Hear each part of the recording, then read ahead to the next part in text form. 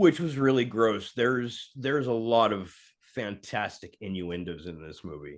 For it being a spoof of like really somewhat innocent movies, albeit scary movies, there is some subjectiveness,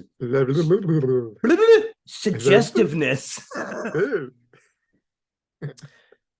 Yeah. And the funny thing is, I don't even have dry mouth yet, so I apologize for that.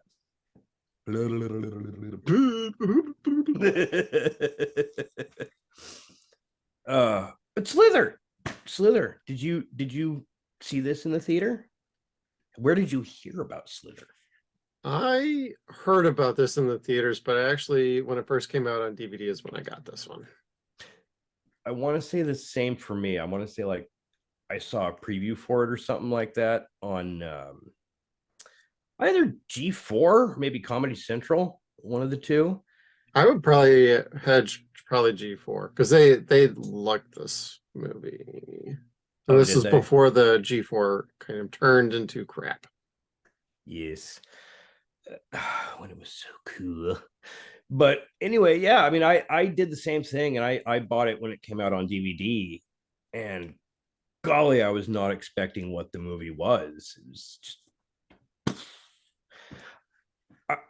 I think it was really my first experience with James Gunn, and it was like love from there, like love at first sight.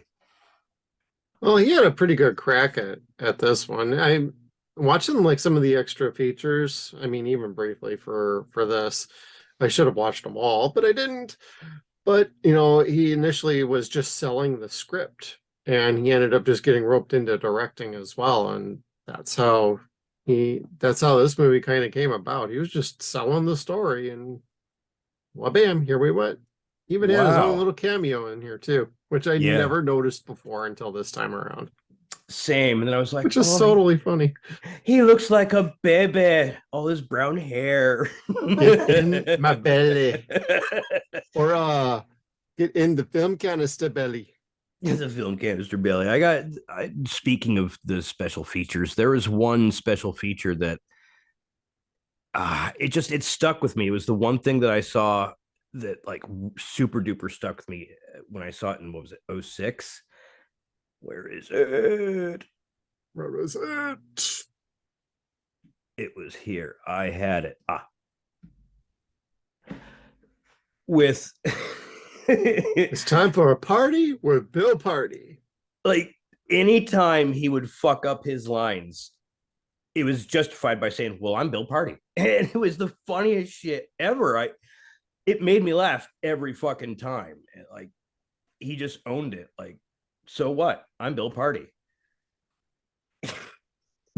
And if you haven't seen this, or you haven't watched the special features to it, and someone says that in front of you, just apologize and be like, you know what? I'm sorry. It's funny, I promise. Whatever. I just totally did not sell the Bill Party thing. The Bill Party thing. Eggs. Back to eggs. No, these weren't the eggs. Oh, I know. Or are we talking about Grant's dick again? Because there was eggs in that too. We're not talking society with the shunting scene at the end, okay? Not yet. Yeah, okay. Because I was going to say there's a little bit of that too. Yeah, just for fair warning, for if you are not in the Slither fan club or have never seen Slither, yeah, this is pretty grotesque. Like, take out like all the grotesque parts, the gory parts, whatever. And if you cut all that out, you would have a fun horror comedy. This is more horror with comedy in it. So there's a fine line between horror comedy, like say like Tremors, and Slither. Well, I mean, if you could take this picture here as an example, and this is dark, I know, I apologize, but this was somebody out on the hunt for Grant, who's the monster in this movie. And he's a good distance away, and he's got a firearm pointed directly at him. And Grant just kind of flicks his little tentacle at him and splits the guy right down the middle so fast that he doesn't realize it until he kind of slowly opens up. It was reminiscent of a couple of movies like Cube or Resident Evil with the laser grid scenes. So if you've Ah, seen those movies, they happen, and then you see like eyes, you see like facial twitches or whatever, and then drop. yeah, and it was done really well. Like there was no cheapness when it came to this movie. No. Um, all the CGI effects looked good. Like, for what I'm sure the budget was for this, it looked really, really good. None of the CG looked like it was out of place. It didn't look fake. All the slugs looked pretty much real. Um, and there were certain parts of the CGI that happened that you're kind of like, they wouldn't have been able to do that with practical effects anyway. So you'd have to suspend that bit of disbelief to enjoy anyway. Um, like the egg hatching scene, that one, where it basically shows all of her skin start to tear apart. Yeah. This was terrifying, and it looked good at the same time. Basically, all the townsfolk get lured into the nest to be food for all the babies and stuff. And this poor woman who is the first to get Grant sticks is basically the host, and she just grows to like Violet Beauregard size. Worse. Yeah, and it's amazing. It was amazing how they did the practical effects for that. Like that lady was really in this giant bubble or giant like latex skin suit, with just her face hanging out. And talking to Bill. Bill, can you hand me that possum down there? I'm real hungry. I don't know why I'm so hungry. I just can't stop eating. Which was a fun little gag. Oh, sure, sure. I mean, this is another one of those movies that animal lovers probably might want to avoid for the most part. Like, if you can't get through John Wick, this is also probably not your movie. Um, because like these aliens just want to eat meat, and there are a variety of different kinds of meat on this planet. So take that for what it is. If you don't like seeing hurt animals, there's a fast forward button for this. But there's possums that people would get like so hungry that they have to eat possums, raccoons, dogs, cats, all sorts of disgusting shit. And they just have like this look on their face, like they just ate like the most decadent piece of chocolate ever. Doesn't matter if it's decaying, alive, not. It does not matter. It's like the all 24-hour buffet, you know? And it was gross, but it was cool all at the same time. Like this took its your 1950s tropes, and going forward, say like The Thing, or even going further with The Blob, where you see the meteorite come down to Earth, and then some poor old bastard happens across it, and then everything goes to shit from there. That's this type of movie, or that's what this movie is paying homage to. So I mean, if you like that sort of thing, definitely stick with this movie, because this movie will give you that plus a little bit extra, like a whole lot of laughs. Yeah, it's pretty clear like James Gunn is a huge fan of like the genre overall. Like he even started at Trauma, for crying out loud. He even had Uncle Lloyd as a cameo, an unspoken one, so he probably got by on the cheap for that one. But like he's such a fan, and like we'll get you over to Kevin in just a moment because his screen will show like the actual cameo. But you know, he's such a fan. He basically grew in this industry to where he is now, and he never forgets his beginnings, and he's always had a knack for some interesting stories. Like just look at his filmography, just go right down the list, and Slither is the cream of the crop for a lot of us horror aficionados. Like it's not the most serious horror movie, but it's serious enough, and he definitely pulls from a lot of previous alien sort of genre flicks, and he puts his own little stamp on it, and it's fantastic. So, and like what Kevin was saying earlier about the special effects, like there's a very nice blend. He tries to do practical whenever possible. Probably learned that from his time when he was working with Lloyd at Trauma, and so that's stuck with him, and that's what most of his movies are like. Sometimes you can't avoid the CGI. Sometimes you can, and if you can, awesome, even better. The only comment I'll say about the CGI is it's around 2006, so CGI is both good and at times a little iffy at times. So it's probably a good thing this hasn't had a 4K restoration yet.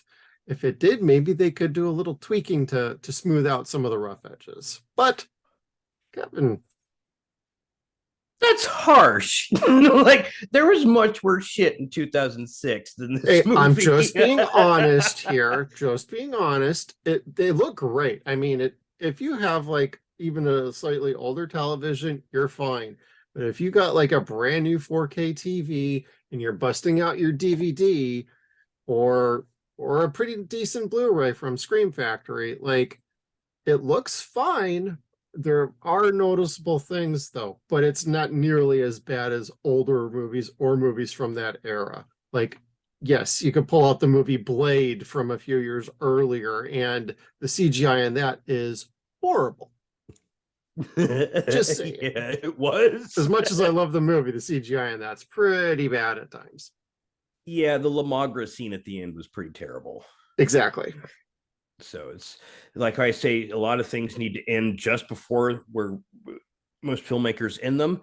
That's a movie that should do the same thing, like just end at the second act. It was great up until the second act.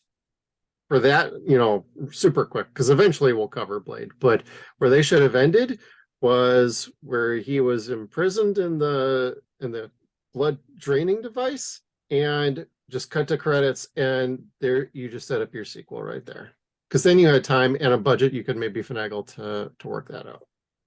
I wish that was a time where that would have just been an instant option like it is today. Like, yeah, sequels get greenlit before the fucking film even comes out most of the time now. And Blade had a fantastic chance. I mean, obviously it got that sequel, but it took a little while to get it, didn't it? Like, what, 2-3 years? Yeah, and then they had Guillermo del Toro on board for that one. So it had a bit of a different flavor to it. But, back then, they, like with Slither, they weren't looking to make a sequel. If it did well enough, they had ideas for more, but they set these movies up just to succeed on their own and stand alone. And I honestly thought, Slither, we could have had another one. You did have a little end credit thing going on. Did they? Really?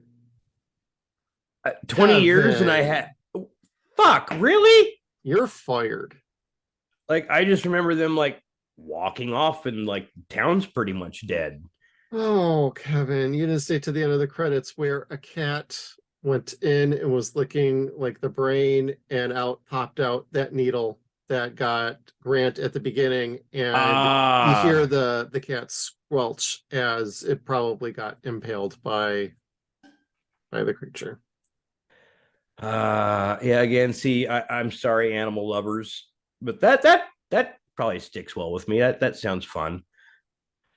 And I don't know why it didn't get a sequel. I mean, other than the fact that studios are cheap as shit anymore, but like this was a fun flick, like a really fun flick.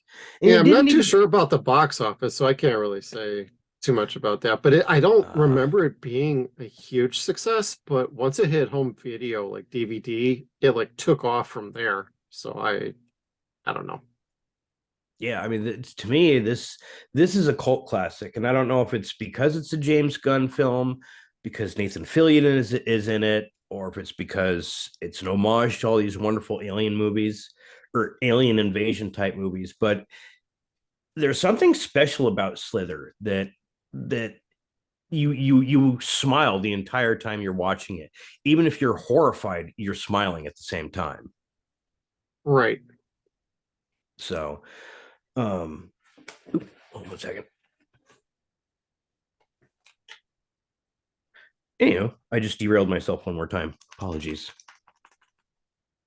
Well, welcome to 0 Point Reviews, where we go off topic or easily get distracted. So thank you for tuning in. We're not done yet, y'all. Every week, I swear to frigging God, I do this. But hey, we wouldn't call it 0 Point if I didn't. Yep, because there's 0 Point Reviews. Now, speaking of the little dart thing that came out at Grant, that thing was neat. Like I really liked that. Like, and then the way that they show it going in his system, like X-ray vision, Oh yeah. that just kind of sealed it. Like right there, they showed you this is where this is going to be the type of thing that you're going to be seeing from now on.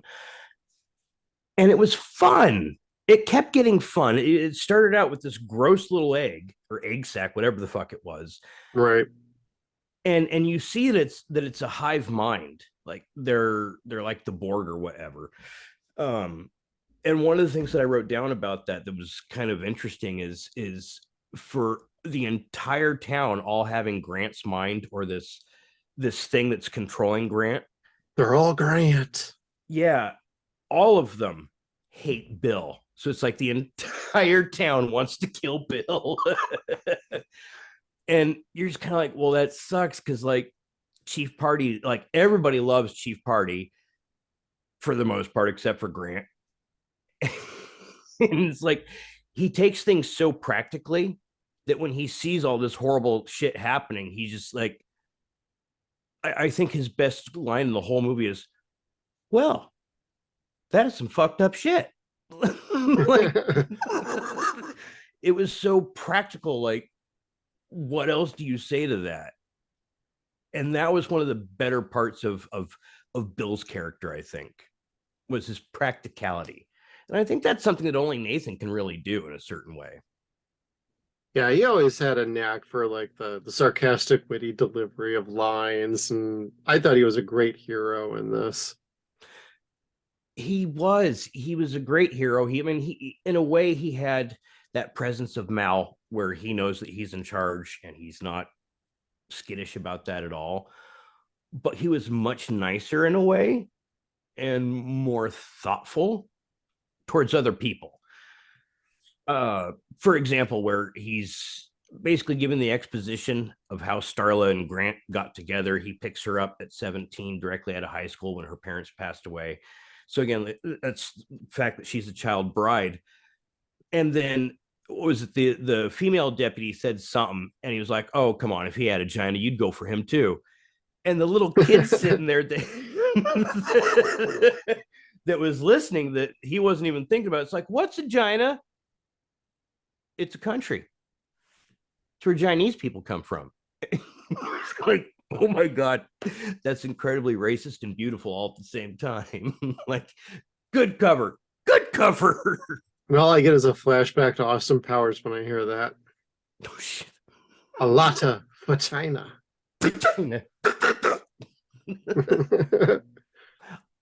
That's one of those things where it's like I wouldn't try to overcorrect myself. Just let it flow. Let it flow. um, Well, what did you think of the runtime on this? Because the movie actually moves pretty quick. It's like 92, 95 minutes ish. I mean, typically a movie like this these days, you'd probably run for like an hour and 45 minutes and be like, man, this is a little long. um, I don't know. I mean, there was stuff that they could have done in this movie that kept it pretty interesting. They kept doing different things with different characters, different combinations of characters, for the most part towards the end.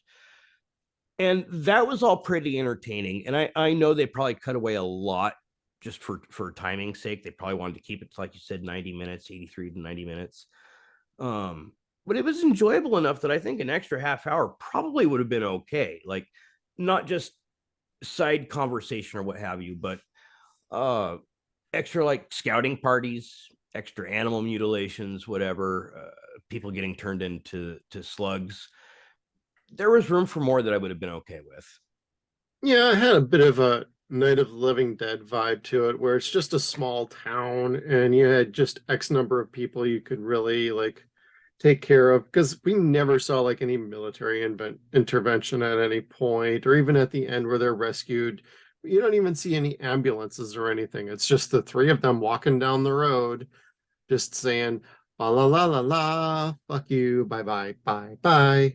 So it's like, that was kind of an interesting way to end without like any sort of like, okay, they're walking away, but there's no sign of like anything else happening. So like, what's the follow-up to that? That's Yeah, what it makes you think like, you could revisit this. This would be interesting to cover. sure, sure. I mean, it basically ends like they just walked out into Raccoon City. And it was great because again, the hive mind is dead, but like you said, at the end, at some point, something's going to slither out and could get away. And where do they go from there? It's like the donut shop's not open. Everything was completely taken over, assimilated, for lack of a better term. Oh, but when you were saying that the bathroom scene and how it reminded you of other things, it reminded me of arachnophobia. Like it was a cross between arachnophobia when the lady is like getting or the girl's getting her bath ready. Um, because there's that scene in the movie where the older teenage daughter's trying to wash her hair and the spider's on her face and she doesn't know. You Oh, got to okay, I remember that now. yeah, you get a little bit of that in this movie, and they change it because like this young lady's more or less falling asleep in the tub, and this little poop monster kind of poop slug comes up and starts swimming towards her, and it was very reminiscent of Freddy's glove in the bathtub scene in Nightmare on Elm Street where Nancy's fallen asleep in the bathtub, basically slithering towards her nether regions and shit like that. So it was very suggestive, yes, and it was terrifying. It was truly terrifying. You sit and watch this, and you've got that arachnophobia moment where it's like crawling on the wall, and you see all the blood like just stuck to the wall from where it's been crawling. And it just gets worse, and it transitions from that one horror aspect to a completely other horror aspect where you're afraid to have something next to your fucking naked crotch. And they did a good job with that in this. Oh yeah, I mean, there's plenty of homages throughout this. Like to even start the movie was an Evil Dead homage, where the camera's drifting through the woods Oh and, yes, and yeah, zooming and shifting with the camera. I'm like, I forgot about that completely. So I was trying to pay more attention, but at some point during the movie, I just started getting wrapped up in the movie, stopped writing notes, just was having a good time watching it. It has clearly been too long for me to that I've gone in between watching this movie. agreed. Like my wife and I have both always really liked this movie, but it's one of those things that just hasn't happened since the kids have been born. Yeah. So it was really nice to get back to this movie. I mean, it's probably not been more than 10 years since we've seen it, but close to that, yeah. And it's like riding a bike, you never forget it because again, this cast of characters is really funny Oh my between God, the cast is fantastic. yeah, I mean the actors themselves, the actual people, it's this brilliant, wonderful cast. But the characters, like they add so much to these characters and make them so wonderful. It's like you get so into this town. Well, there's chemistry between everybody, so that makes like what the dialogue on the page really pops is you have somebody you could bounce off of with different inflections, and you just have somebody like a James Gunn directing them. It's like you're more guided with him directing than being like a Kubrick, like I'm going to make you do 150 takes until you cry your eyes out like a little bitch. James Gunn's more like, no, try it this way, or you try it like a little more sarcastic, you try it a little more serious, and then you out there you lop its head off and you fucking get pissed about it. Like, go shoot, cameras rolling, do your job. Wow me. And that's great. That's what a director should do. Like a director should work with their I don't want to say staff, but work with their actors to bring out or exude certain character anima. And he works well with that in the ways that where you were saying like Kubrick, like destroying people and making them fucking cry on set. Like, Just to get one emotion out of somebody. yeah, that I'm sure probably came across a few times had your sadism not been like completely sated prior to that. I can't say a whole lot of good things about him, and I know a lot of people get pissed at me when I do talk about Kubrick. Right. I mean, every director is going to be different. It's just, somebody like a Kubrick, somebody like a Gunn, who's more of a guide and actually knows how to work with his talent because he understands his talent and he understands the story that he's writing. He can navigate those waters. But when you're talking like somebody like Kubrick or anybody else, like they had a very clear vision in their mind with no wiggle room. And you're talking about like, micromanaging versus just managing. It's kind of that spectrum. You get it no matter what, you get it across the board from whoever. But, we're not blowing smoke up anybody's ass here. Gunn is a very good director. And this is pretty much one of my absolute favorite movies of his. I would go out and say that James Gunn might be one of the most prolific directors of our time. And I know a lot of people would disagree with that. They would talk about people like Kubrick. They would talk about people like Scorsese. Uh, Fuck, who else would I be thinking of? Jim Cameron. None of them do what directors like James Gunn or even Jon Favreau can do, where again, you work with that staff, your group of actors, and you create something completely different. Now, the other directors, of course, they make very fine films. They're legendary directors, but I don't think that they have that ability to make every story golden the way that James Gunn does. And he's got pretty much 100% track record when it comes to good movies. As far as I'm concerned, he's pretty damn close to that. Yeah. Yeah. And where I really been following with them lately was his jump over to Warner Brothers. And not so much because Disney Uh-oh. really, yeah, like Disney really screwed the pooch with him when they tried Yeah. The whole virtue. firing thing, Yeah, whole and all that tweets. was just virtue signaling. And it didn't look good on them. The entire cast of Guardians were like, we're not coming back to work unless he's our boss. And that is eventually what kind of pushed Disney to do that, plus public reaction.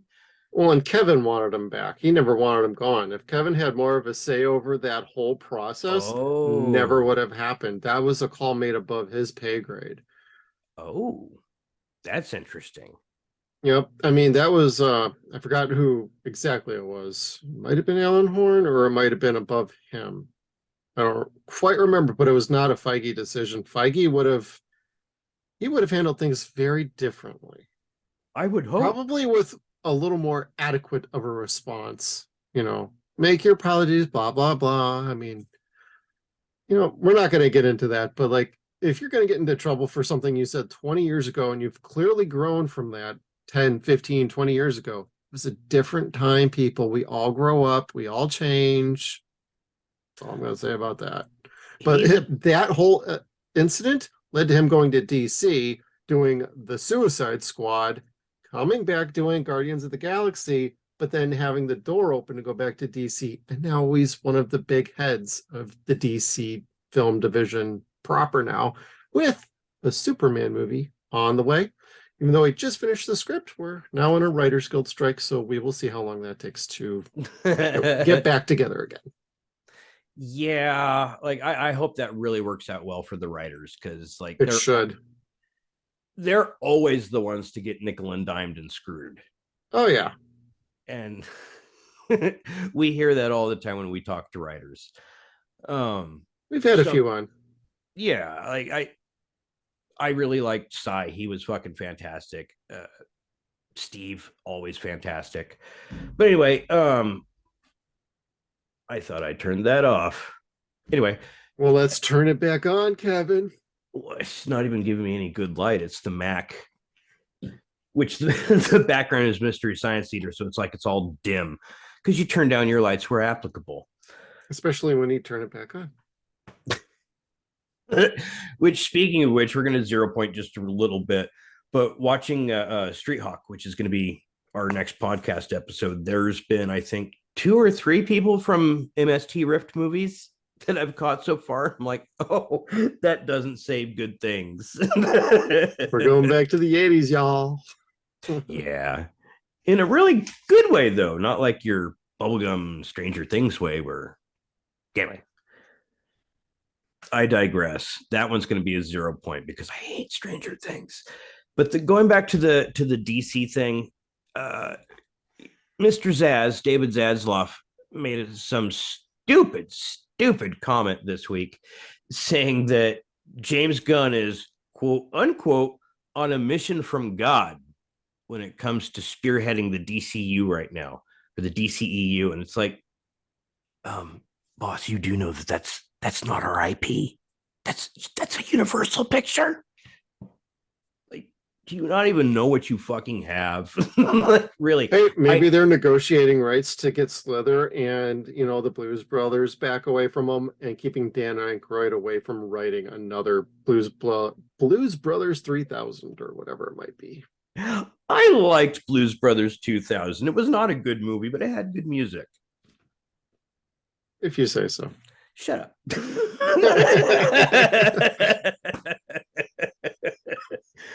Oh man, but yeah, he's James Gunn. He's probably going to do great things at DC.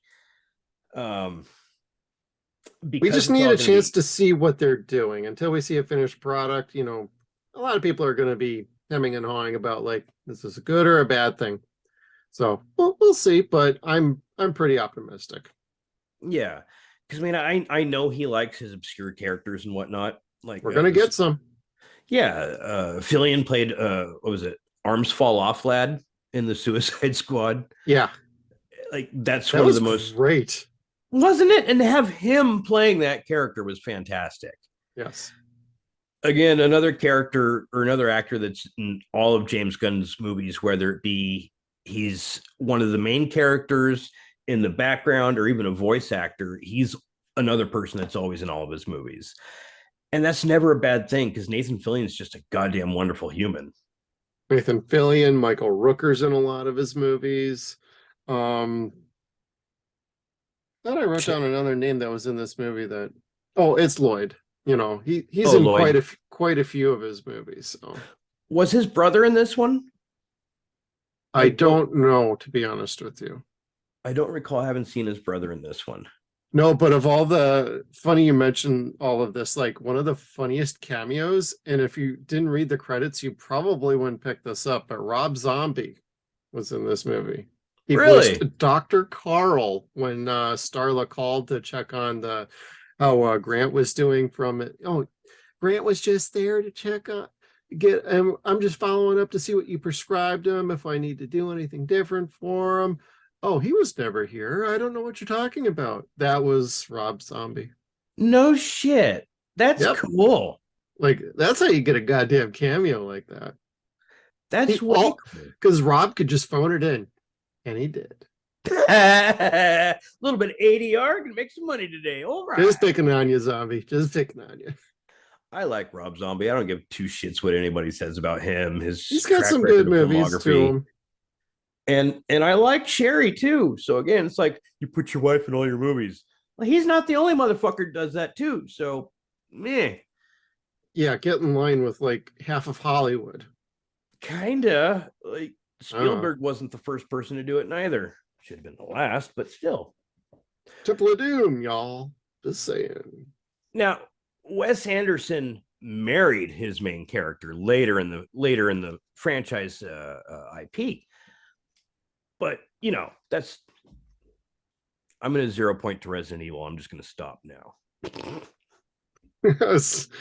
Well, considering we're talking about actors and actresses in this movie, what did you think of Elizabeth Banks rocking it in this movie? I thought her character arc was pretty interesting and, dare I say, compelling, because when she turned badass towards the end, I was like Nathan Fillion in the car with the kid, just going, oh, what the fuck? When she just lopped off a fucking head like it was nothing. Right? She'd finally gotten to a point where it's like she just does not care. Like everyone has had such a horrible fucking day by the end of this movie is they just don't care. They see terrible things that they never think that they'd see before, or things that just wouldn't exist. Right. And they all kind of have to take it with that regard. She played, like I said before, she comes off as this very naive young woman. At the beginning, she's talking about neophytes, different creatures that are actually neophytes, like human beings. We're not the apex predator. For having the background and education that she's talking about with neophytes, her character itself is a neophyte. Like, never had that experience of going out with life. So I mean, I like Starla's character, and I think Elizabeth Banks played her about as perfectly as anybody could be. She had that innocence, she had that kind of like dorkiness to her at the same time, and then at the end, zero fucks to give whatsoever. Yeah. Like, she's ready to fucking kill and destroy everything. Even Grant, who she knew at that point was not, she couldn't be saved. Like there, she tried. It honestly felt like she tried to be like, we can help you, we can do something. And then it became very clear, like right away, once the one dude was sliced in half, like, oh, he did. Grant's dead. There ain't no saving that. They all dead. And yeah, and it was weird because it's not exactly like the Incredible Hulk. It is in the sense where something else is controlling Grant, but Grant is still there inside of his own head in a way. And you mainly see that with him not killing Starla. Like, anybody Right. else he can give two shits about. They're all food. He doesn't let the alien touch her. And Tries not to. yeah, and that's where Grant is actually a redeemable character, and you do feel bad for him towards the end. Yeah, like you get the impression he's a total dick from the word go, but he gets put in a couple of situations and it's like, man, you got that parasite taken over you. What do you do? And you can fight it up to a point, but eventually he succumbed to it. So that was kind of a tragic story in here, was to see him because while he was enticed by the other woman, I forgot what her name was, but you know, instead of going after Starla, he just went after the other girl instead and was like, no, you're gonna be the prime mate for this alien here.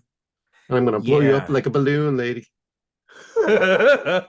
that that scene where he impregnates her is probably the weirdest sex scene I have ever seen.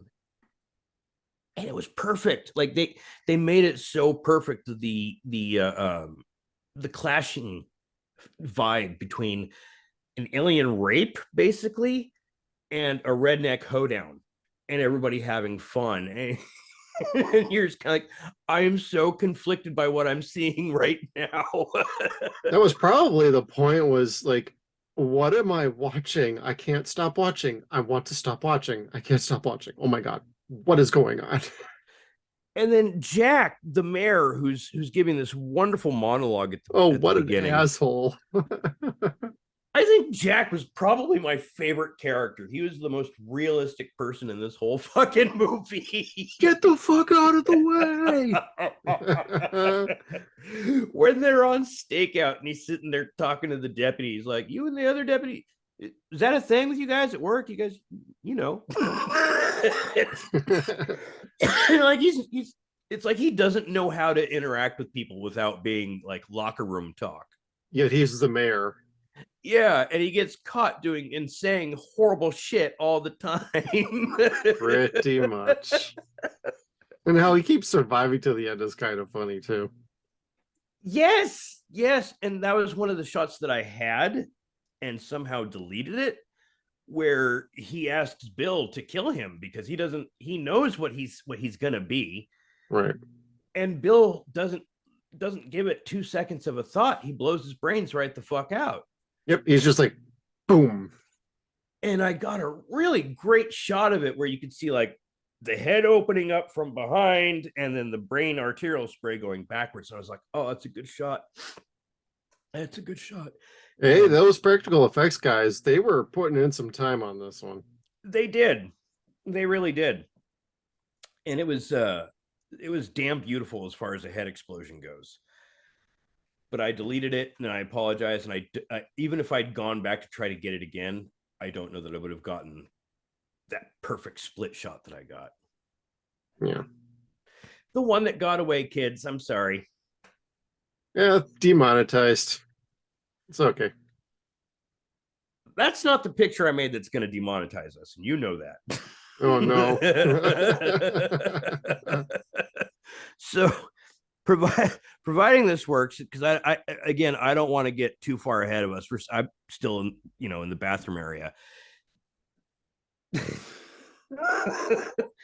This was the scene where the little thing, the slug, is going up to her or between her legs, and Nancy in Nightmare on Elm Street doesn't see the glove. Like, the glove goes down before she wakes up, and that's kind of what startles her. She gets this feeling that something is like scurrying towards her, and she wakes up and sees it and freaks the fuck out. And I didn't know, I'd never caught before, that it does actually show boobs in this movie. It's like, oh, that showed it when she jumped out. Oh my goodness, neat. Like, I've been waiting 20 years to hope to maybe there'd be boobs in this, but I never thought there was. There is. And when I saw it, it wasn't like all right, yay, boobs in a horror film movie. It made me laugh because all I could think of is Samson from fucking Half Baked, seeing the boob and going, ah. But this was the only thing that made me stop and joke, where it's like I zero-pointed myself in the movie. Going further on to where the third act and everything goes to shit, this picture here that Nathan Fillion's seeing, where it's like, I think this is where he's trying to blow up Grant, and he's trying to get the grenade to do it, yeah. and it keeps bobbling out of his hands, and I think it finally falls in the pool before it explodes. The look on Fillion's face, and almost throughout the entire third act, is, oh fuck me. Like, one thing after the next gets worse and worse and worse. Yep. From a deer kicking his ass to him trying to explain to this girl Kylie that, by the time I tell the story, it's gonna be me that saves you from the deer. And like, they keep seeing more and more horrible shit. Like, things get weirder and weirder as it goes on. And that's another one of the great things about this movie, is you never know when it's going to stop being weird. Right. So, and the weirdest part, again, you were talking about how Starlet realizes that there's no hope. That's the shunting scene from Society, in my opinion. Yes, this was very much it. It was very gross. Let the shunting begin. And it shows people like merging in with him, and the effects for it are beautiful. Oh, yes, this is this old guy. I have arrived. It fucking flashes everybody as he's walking in. All I could think of was, witness me. Like, thanks, I'm a little dude. late to the party. We all wanted to see that, but and then it shows up close how everyone just kind of like you said, the shunting scene from Society, they all just kind of like merge into it and bubble and ooze into it, and it's so gross. It's grosser in this than in Society, in my opinion. Yes, it was more cartoony in Society. Yes. I think maybe they did that because it'd never been seen before, and they had to do something to break away from that unease. This didn't necessarily need that break from unease. It had enough comedy going for it already. But it was gross. It was fun. They used the best of the practical effects they'd had for this scene, and the Foley effects were all great. Like, all you hear is like bubbling and people moaning and groaning in all sorts of areas or different parts of the house and the property, and all yelling Starla. Yeah, they're all talking at the same time, and you're like, oh god, that's creepy as shit. It's like, man, that alien got it hard for Starla. He did. And I felt bad for her. I did, because again, you want her and Bill to be together at the end. Grant was an asshole, but they give him that redeeming quality at the end.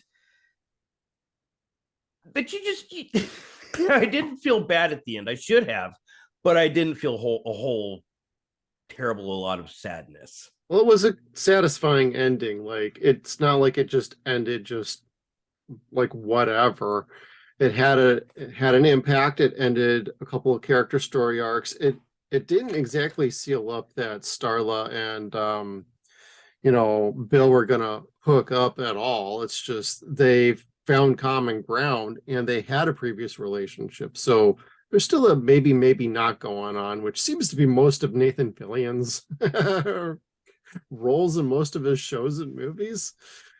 I mean, Well, I never really watched a whole lot of Castle or the whatever his police show is that he's on ABC, but it seems to be like, with Firefly and this and a couple of others, it's always the will they, won't they kind of relationship going on. So, there was good character arcs. They all had a good resolution, or at least good enough to where if they were to continue with the story, maybe we would get a final answer on some of that. yeah. And the exposition that they gave, or that Bill gave in his monologues, kind of filled in for that, where it's like the romance was implied Right. because it was him pining when he's telling the story about her wanting to run away to Hollywood and have him be her bodyguard and whatever. Because he's telling this funny story of her, them, both of them being kids, but you could hear it in his voice that that's one of his biggest regrets, is not doing that. Right. And he even says that himself too, directly. Yeah, and it's really kind of beautiful, the way it's written, and then two, the way that Fillion delivers it. It didn't need that will they, won't they. It was that it was already there, and you see it already blossomed, just not utilized yet like it could be. That's true. That's true. Sequel. Uh, I just say that just furthers, that Nathan is grossly underrated in Hollywood. I thought he could have been a leading man for movies for forever, but he seems to have, had a pretty good career in like the TV show industry. So Yeah, he gets his cameos in movies. I guess he was in Guardians 3. I haven't seen it yet, but I heard he had a cameo in that. And I know Ben Browder from Farscape was in Guardians Part 2. Fillion was in part one, where they're in the prison satellite. Oh, okay. He's the one where was trying to basically tell Star-Lord that he's his fresh fish, and Groot comes up and sticks his fingers up the guy's nose. Oh, okay. The Maybe alien, that's what I was thinking of. yeah, the alien's voice was Fillion. Okay. Yeah, and the rest of all the cameos in there, you have to like watch either the commentaries or the special features, because there's a lot of them in each of his flicks. Right. So, hey, James, just saying, Booster Gold, Nathan Fillion, make it happen, bro. oh, could you imagine that? Nathan Fillion as Booster Gold. Just saying. That would be happen, but beautiful. Yeah. The world's biggest bullshitter. Not even the world, history's biggest bullshitter. I'm just saying, I think that'd be hilarious. I would too. I would watch the shit out of that. Yeah. Like Booster Gold to me is like the base for Sam Beckett, and I say that, and people are like, "What?" Right. I'm like, he is. I promise. I don't know why, but yes, not to derail ourselves again, but that would be great. I would love to see him in that character. As in that vein, as far as the rest of what James Gunn is going to do for the DCEU, not quite sure that I'm 100% behind it. I know a lot of things that they were talking about doing 2 years ago during quarantine, when Jim Lee was talking about all the different multiverse things that we can do now. We've got this Batman and that Batman and this Batman movie, and they're all connected via the multiverse. It's like, 0 Hour was not Infinite Crisis was not your greatest fucking idea, and you guys fuck something else up every time you do this. It's like, let's not do that with the movies. And Gunn is pulling a lot of that away. The only one I think that's going to be an Elseworld type thing is the Robert Pattinson Batman movies. Yeah, that And and any the Joker. one-offs, so if there's like a, hypothetically, if they were going to do the Keanu Reeves Constantine movie, that'd be an Elseworlds one too. Or if they were going to keep Swamp Thing somewhat separated from the main, set of DC, that might be Elseworld as well, but that might be its own little, hey, if that's building to Justice League Dark, that is fine by me. Yes, yes. And I would give anything for Matt Ryan to be in that too. Yay! Just saying. And Zatanna and the House of Secrets and everybody. It'd be fun. I want Zatanna to get her own damn movie, bro. That would be dope. That would be absolutely dope. She's one of the few characters I think that could really work very well. But you need a really good script and you need a really good actress who can do Zatanna.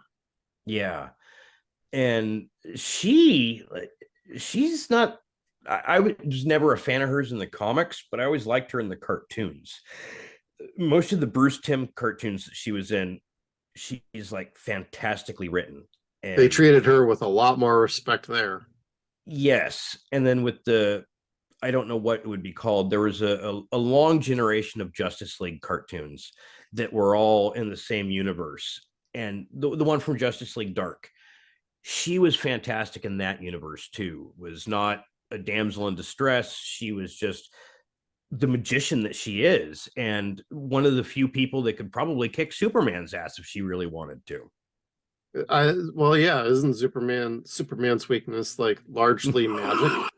Yeah, he's vulnerable to magic, so it's like he's always screwed when like Morgan Le Fay or something like that comes to diddle with the Justice League.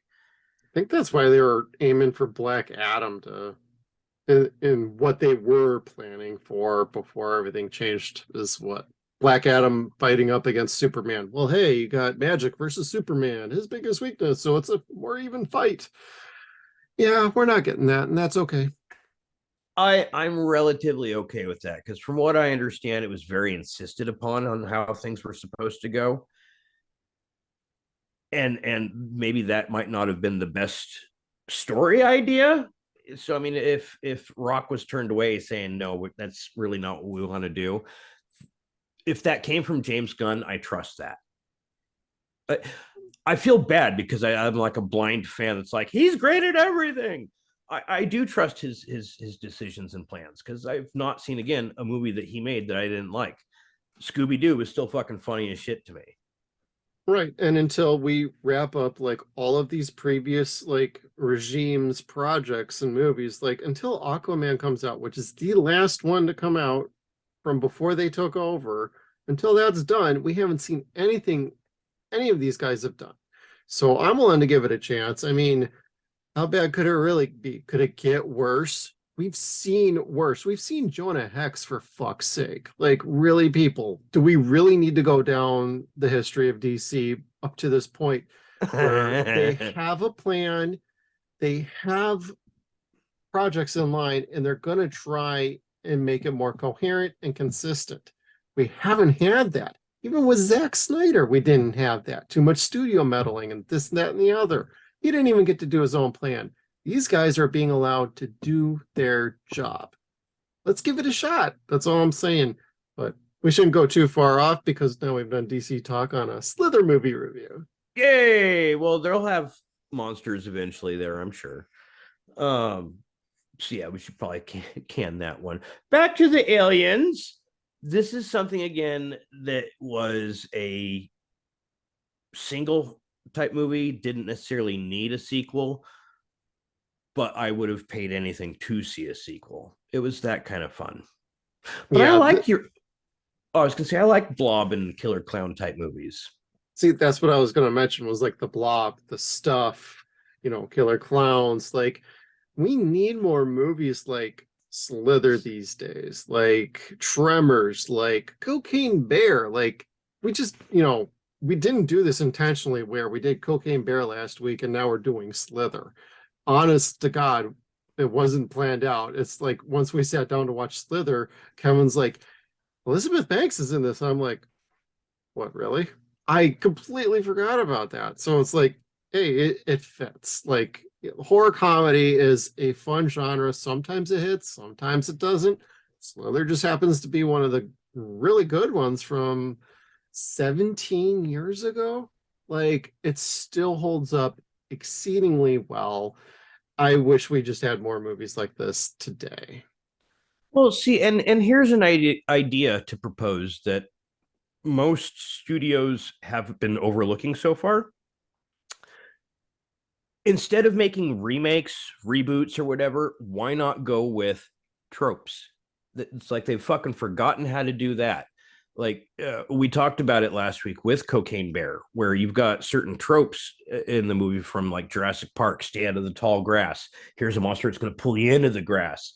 Here's, you know, the hunter being as paranoid as can possibly be, but the prey is just right next to him. It's like, why not do stuff like that where it feels familiar but could still be a good movie? Because Cocaine Bear was still a good movie, and we were just talking to Glenn Maddock about that from Stampede Productions. A lot of it does come from movies like Tremors or Jurassic Park or fuck, even Hulk for that matter. Universal's decided to start recycling scenes in individual stories, and it works. Or allowing it to happen. They may not be asking for it, but they see the script, you're like, oh, that's fine. Yeah. Or maybe, hey, let's do this, this, and this. Are you sure you think that'll work? It worked in the last 6 movies, motherfucker. Let's do it. Yeah, especially if you're continuing a franchise like that. Yeah.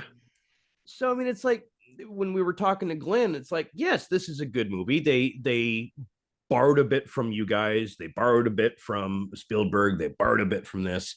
But then in the end, it all kind of came together in the vein of fun, and it was an enjoyable film. This again was the same kind of spirited movie, so it felt natural to do immediately after Cocaine Bear. That, and we just both really like it too. Oh yeah, and one last thing before we get to wrapping up. Did you reckon have you ever seen The Office, by the way? Like not the British one, but the American one. No, I managed to steer as far clear from that as I possibly could. Okay, I used to be the same way until like I sat down with Amy, my wife, and we watched some of it. For any of you who have not seen Slither, Pam from The Office is in this. She is Stella, the secretary at the police station. At first, I'm looking at her like she looks familiar, but she had an accent going, so it was throwing me. She sounded more like redneck hick, sort of, southern town, whatever. She just had that kind of a accent to her where it's like, wait, who's that? And then when the credits rolled and I saw her name, I'm like, that's fucking Pam from The Office. So they even got that going on. So what does that tell you? Like there's a wide breadth of fun cameos, fun characters, fun story. Yes, it's a bit grotesque and gory. If you're not into that, don't watch this movie. Yeah, no, it is a very grotesque movie.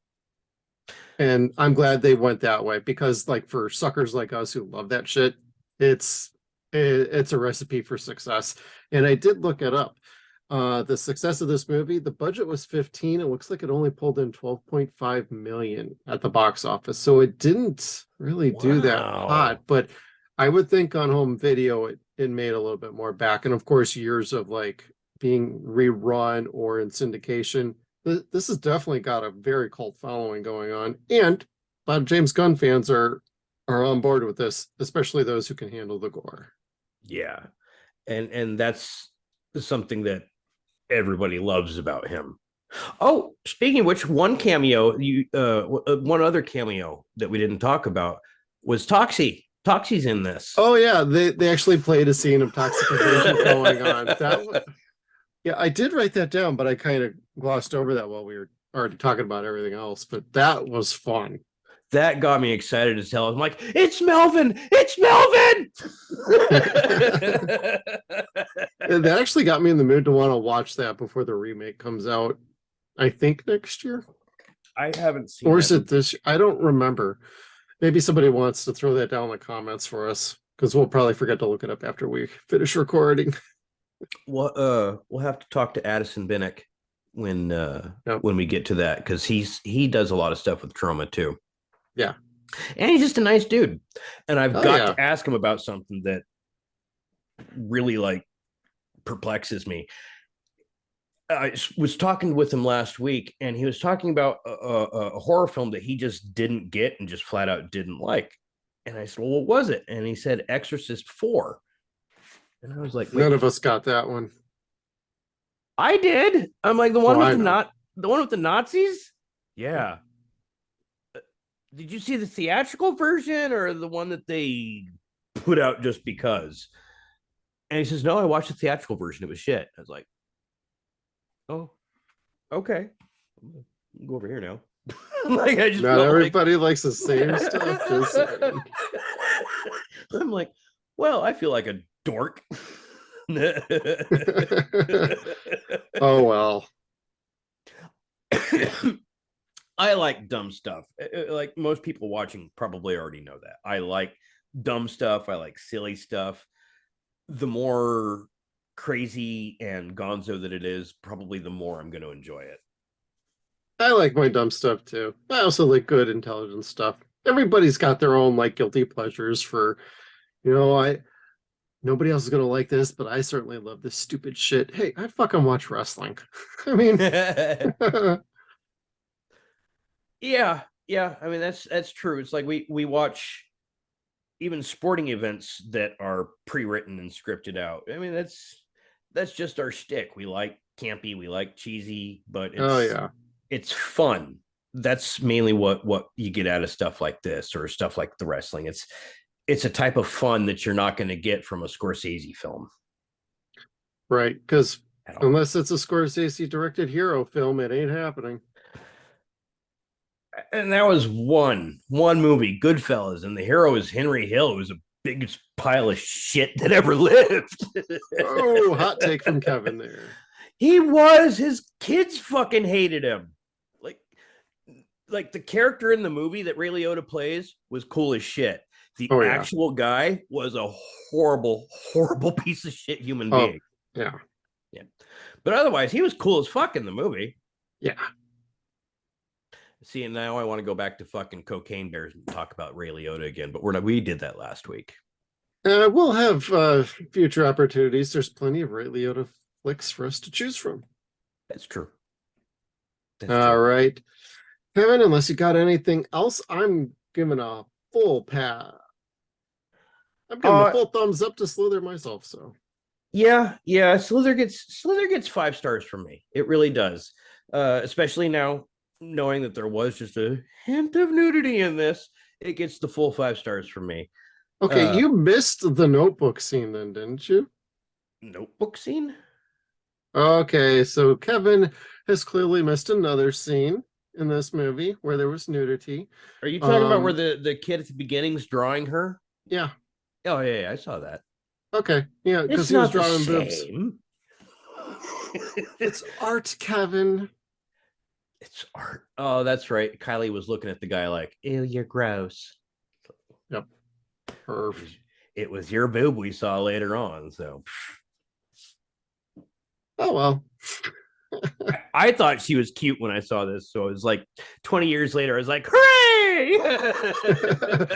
And with that said, thank you for tuning in. We want to give a special shout out to Chad and Skater for being our Patreon supporters. If you like what we're doing here and you want to support us, get some early access to other content, including our podcast, please go to patreon.com/SunsAndShadowsCast. All right. Thank you for everybody for tuning in. We'll see you next time. Just slither away. Make sure you check us out on all of our social media platforms. We got Facebook, Twitter. We are at Suns and Shadows. We're also on Instagram at Suns and Shadows Cast. We are at SunsAndShadows.com. Thank you again, everybody, and we'll see you down the road.